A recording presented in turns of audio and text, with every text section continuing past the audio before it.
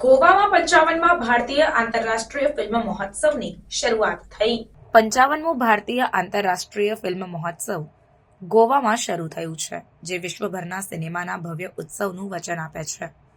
આ વર્ષે મહોત્સવમાં 81 દેશોની 180 આંતરરાષ્ટ્રીય ફિલ્મોનું પ્રદર્શન કરવામાં આવશે, જે ફિલ્મ મેકિંગમાં વિવિધ કથાઓ અને નવીન અવાજોને હાઇલાઇટ કરશે।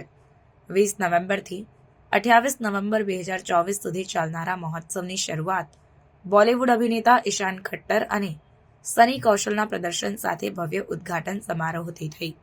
ભૂમિ પેડનેકર અને અભિષેક બેનર્જીએ આ કાર્યક્રમનું સંચાલન કર્યું, જેનાથી આ કાર્યક્રમમાં આકર્ષણ ઉમેરાયું।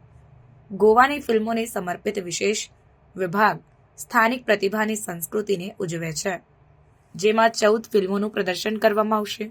આ પહેલનો ઉદ્દેશ્ય પ્રાદેશિક સિનેમાને પ્રોત્સાહન આપવાનો અને સ્થાનિક ફિલ્મ મેકર્સને આંતરરાષ્ટ્રીય મંચ પર તેમના કાર્યને પ્રદર્શિત કરવાની તક આપવાનો છે। ગોવાના મુખ્ય પ્રધાન ડોક્ટર પ્રમોદ સાવંતે મહોત્સવના સાંસ્કૃતિક વિનિમયને પ્રોત્સાહન આપવાના અને સિનેમેટિક શ્રેષ્ઠતાને પ્રોત્સાહન આપવાના મહત્વને હાઇલાઇટ કર્યું। તેમણે સ્કાય લેન્ટર્ન સ્પર્ધા અને મહોત્સવના હાજર લોકો માટે મફત પરિવહન સુવિધાઓ જેવી નવી પહેલોની જાહેરાત કરી।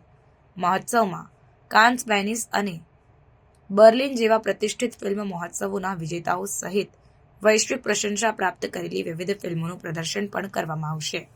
નોંધપાત્ર ફિલ્મોમાં ધ રૂમ નેક્સ્ટ ડોર, ડાહોમે અને ટોક્સિક નો સમાવેશ થાય છે।